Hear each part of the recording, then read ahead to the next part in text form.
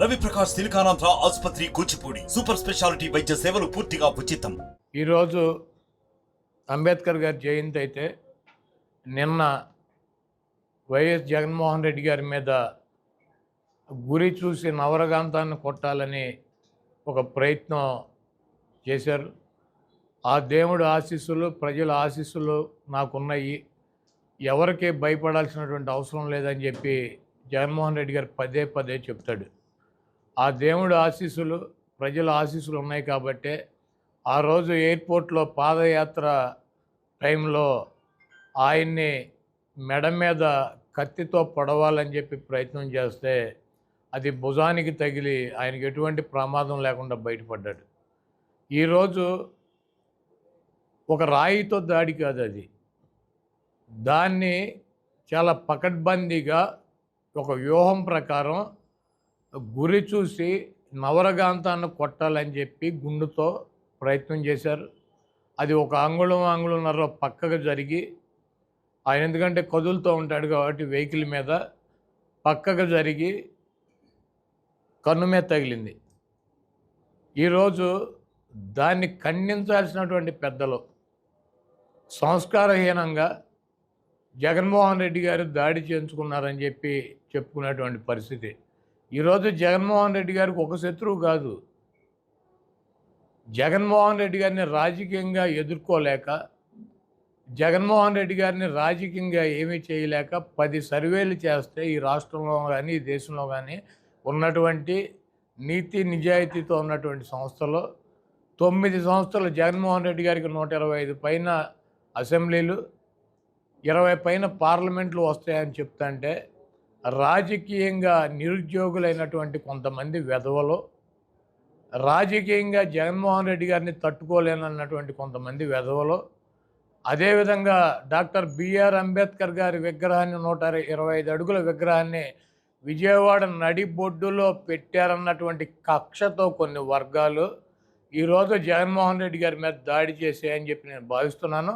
డెఫినెట్గా అంత దమ్ము ధైర్యం ఒక ముఖ్యమంత్రి మీద దాడి చేయాలి అంటే ఆ రకంగా ఒక ముఖ్యమంత్రి ప్రాణాలు తీయటానికి కూడా వెనకాడనటువంటి పరిస్థితి ఉందంటే దీని వెనక చాలామంది పెద్దలు ఉన్నారు. వాళ్ళు ఇచ్చినటువంటి ధైర్యం కావచ్చు, వాళ్ళు ఇచ్చినటువంటి సొమ్ము కావచ్చు, ఈరోజు జగన్మోహన్ రెడ్డి గారి మీద నిన్న దాడి జరిగిందని చెప్పి నేను భావిస్తున్నా. ఎందుకంటే నిన్న మధ్యాహ్నం తుళ్ళూరులో, గుంటూరు జిల్లాలో చంద్రబాబు నాయుడు చెప్పాడు, నేను చూసా, జగన్మోహన్ రెడ్డిని రాళ్లతో కొట్టమని చెప్పి నిన్న మధ్యాహ్నం చెప్పాడు. అతను తుళ్ళూరులో వీడియోస్ ఉన్నాయి.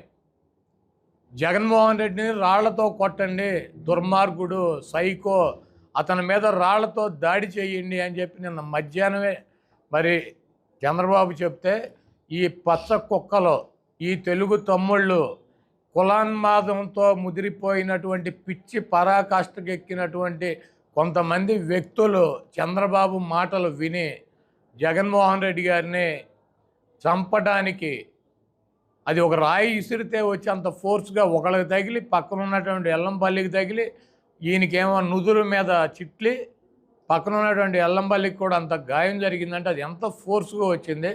చేత్తో కొడితే ఈ రకమైనటువంటి కార్యక్రమం జరుగుతుందా? ఇంకోటి చెప్తున్నాడు, ఇందాక ఒక తెలుగుదేశం పార్టీ కుక్క ఒకడు వచ్చి చెబుతున్నాడు, ఏమని, జగన్మోహన్ రెడ్డి గారు అంటే కరెంటు తీయించేశాడంట. ఆయన 18 అడుగుల బస్సు మీద నిలబడి ఉన్నాడు, 18 అడుగుల బస్సు మీద నిలబడి ఉన్నాడు. ఆయన ఒక 6 అడుగులు హైట్ ఉంటాడు, అంటే 24 అడుగులు, 2 అడుగులు చెయ్యెత్తి చెయ్యూపుతున్నాడు, అంటే దాదాపు 30 అడుగుల పైన కరెంటు వైర్లు ఉండవు. కొన్ని వైర్లు కిందకు ఉంటాయి. ఒక ముఖ్యమంత్రి కానీ, ఒక ప్రధానమంత్రి కానీ ఒక ర్యాలీ పెట్టుకున్నప్పుడు పైన ఉన్నటువంటి కరెంటు తీగలు తగిలి ప్రమాదం జరుగుతుందని చెప్పి వాళ్ళు వెళ్ళేటువంటి రూట్లో కరెంటు తీసేస్తారు. ఇది ఆనవాయితీ. చంద్రబాబు గారికి సిగ్గులేదు, వీడు ముఖ్యమంత్రి కూడా ఎక్కడ కరెంటు తీయలేదు, వీడు బస్సు ఎక్కితే జగన్మోహన్ రెడ్డి గారు కరెంటు తీయించేశారా? పగలు కూడా తీసేస్తారు కరెంటు. ముఖ్యమంత్రి ప్రయాణం చేస్తా అంటే ఒక బస్సు మీద ఎక్కి పైన ఎక్కి చేతులు ఊపుతా నమస్కారాలు పెడతా ప్రయాణం చేస్తే పైన ఉన్నటువంటి కరెంటు తీగలు తగులుతాయేమో, ఎవడో ఒకటి బస్సు మీద ఇంకో 4 నిలుబడి ఉంటారు, చేతులు ఎత్తే ఎవడికన్నా షాక్ కొడుతుందని చెప్పి ఇది ఆనవాయితీగా ప్రైమ్ మినిస్టర్ వెళ్తున్నా కూడా కరెంటు తీసేస్తారు. ముఖ్యమంత్రి వెళ్తున్నా కూడా కరెంటు తీసేస్తారు, పైన వెళ్ళి ఓపెన్ టాపులో తిరుగుతుంటే. ఇటువంటి దుర్మార్గపు మాటలు. ఈరోజు చంద్రబాబు ప్రేరణతో జగన్మోహన్ రెడ్డి గారి మీద గత ఎన్నికల ముందు దాడి జరిగింది, ఈ ఎన్నికల ముందు దాడి జరిగింది. జగన్మోహన్ రెడ్డి గారిని రాజకీయంగా ఎదుర్కోలేక ఆయన్ని అంతమొందించాలన్నటువంటి ప్రయత్నం అయితే జరుగుతుంది. ఆయనకి బ్లాక్ క్యాట్ సెక్యూరిటీ ఇవ్వాల్సిందే. పనికి మాలినటువంటి వెధవలకు ఇస్తున్నారు. బ్లాక్ క్యాట్ పనికి మాలినటువంటి వెధవలు 420 గాళ్ళకి ఇస్తున్నారు. వై సెక్యూరిటీ అని చెప్పి బ్లాక్ క్యాట్ అని చెప్పి. ఈ చంద్రబాబుకి ఎందుకు, ఈ రోగ్గుకి సావటానికి ఇంకో 2 ఏళ్లకు 4 ఏళ్లకు సిద్ధంగా ఉన్నాడు. ఈ వెధవకి ఎందుకు?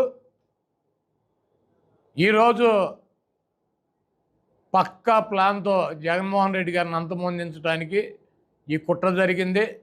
దీనికి ఒక సామాన్యుడు, ఒక వ్యక్తి చేయగలిగినటువంటి దాడి కాదు. దీని వెనకాల చాలామంది పెద్దల హస్తం ఉంది. ఎంత దుర్మార్గం అంటే ఈ వెధవ చంద్రబాబు మాట్లాడే మాటలు, జగన్మోహన్ రెడ్డి మీద దాడి చేసినందుకంట, చేసినాడి మీద కాదంట యాక్షన్ తీసుకోవాల్సింది, పట్టుకోవాల్సింది.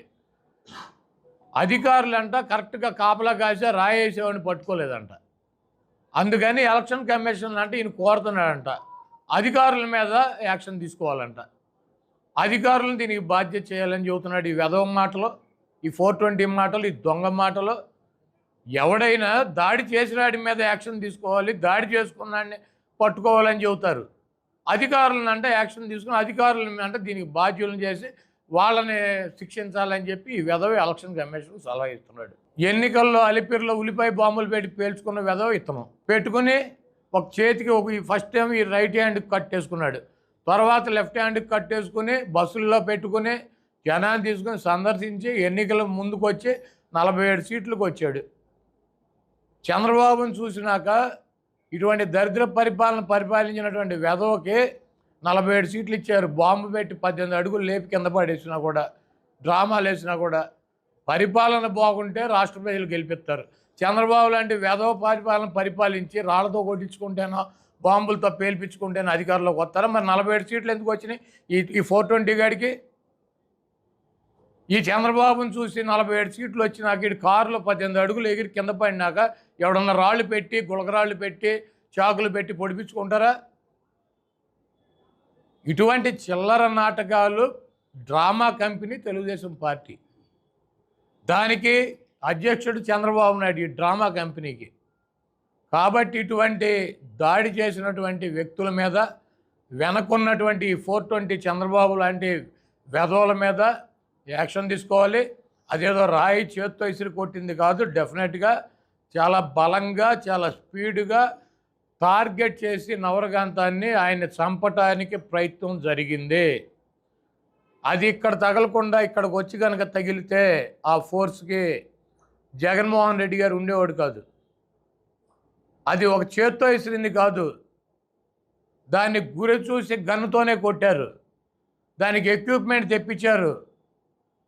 జగన్మోహన్ రెడ్డి గారు ఎన్నికల ప్రచారంలో తిరుగుతాడు, ఆయన ఏదో ఒకటి చేయాలన్నటువంటి దుర్మార్గంతో ఇదంతా పక్కా ప్లాన్గా ముందు నుంచే ఉన్నారు. వాళ్ళకి విజయవాడ అయితే కనుక పట్టుకోలేరని చెప్పి, వాళ్ళకు సొంత స్థావరం లాంటి ప్లేస్ అని చెప్పి అక్కడ టార్గెట్ చేసి కొట్టారు. కాబట్టి ఈ చేయించినటువంటి 420 గాళ్ళ మీద, ఆ కార్యక్రమాన్ని చేపట్టినటువంటి వెధవల మీద ఇమ్మీడియట్లీగా యాక్షన్ తీసుకోవాలి అధికారులు. డెఫినెట్గా ఇటువంటి జరగకుండా ఖండించైనటువంటి, ఆయనకు బాగుండాలని చెప్పి కోరుకున్నటువంటి పెద్దలు నరేంద్ర మోడీ గారు కావచ్చు, లేకపోతే కేటీఆర్ గారు కావచ్చు, స్టాలిన్ గారు కావచ్చు, ఇటువంటి పెద్దలందరికీ కూడా వైఎస్ఆర్ కాంగ్రెస్ పార్టీ తరపు నుంచి మేము కృతజ్ఞతలు తెలియజేస్తూ, నరేంద్ర మోడీ గారు ఈ దేశ ప్రధాని, ఆయన దాకా ఈ విషయం వెళ్ళింది కాబట్టి దీని మీద ప్రత్యేకంగా చర్యలు తీసుకోవడానికి ఒక బృందాన్ని ఏర్పాటు చేయాలి. జగన్మోహన్ రెడ్డి గారికి బ్లాక్ క్యాట్ సెక్యూరిటీ ఇవ్వాలి. జగన్మోహన్ రెడ్డి గారిని కాపాడాల్సినటువంటి అవసరం ఈ కేంద్ర ప్రభుత్వం మీద ఉంది. ఆయనకి సెక్యూరిటీ పెంచాలని చెప్పి నేను కోరుతున్నాను. మరిన్ని వీడియోస్ కోసం ఛానల్ ని సబ్స్క్రైబ్ చేయండి, లేటెస్ట్ అప్డేట్స్ కోసం వాట్సాప్ ఛానల్ ని ఫాలో చేయండి, అండ్ లింక్ డిస్క్రిప్షన్ లో ఉంది.